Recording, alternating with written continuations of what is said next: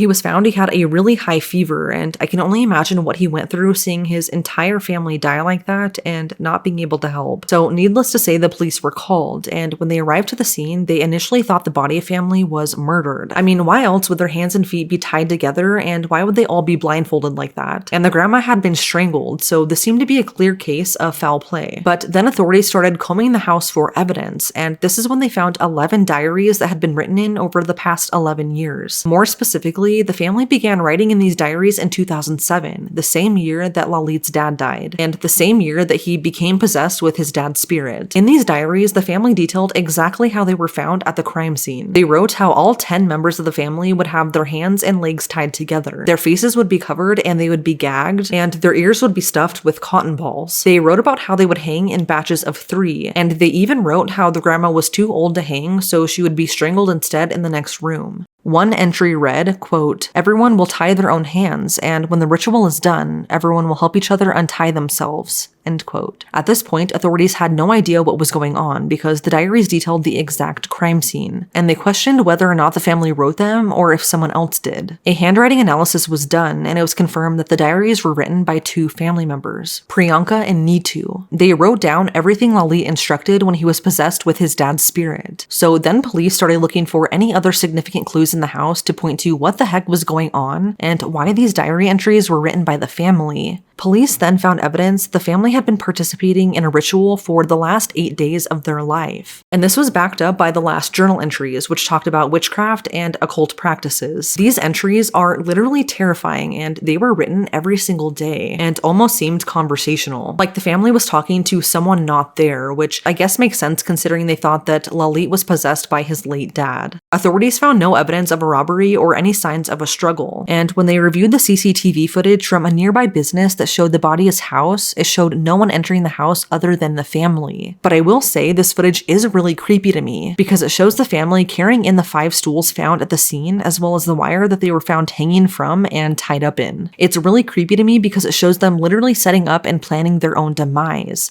and whether they knew it at the time or not is the main question. So multiple people spoke with the family on the night of their deaths, and not one single person noticed anything odd. The family didn't say anything out of the ordinary, and they even said that they would all talk in the morning. After reading every diary entry, police discovered that the family was performing a ritual of a symbolic representation of a banyan tree, and in the diary it said that they had to behave like the roots hanging from the tree, which is really eerie because the police described the scene of them hanging as exactly like a tree. Before they hung themselves, they placed a bucket of water near them, and it was believed by them that the water would change color when the ritual was done.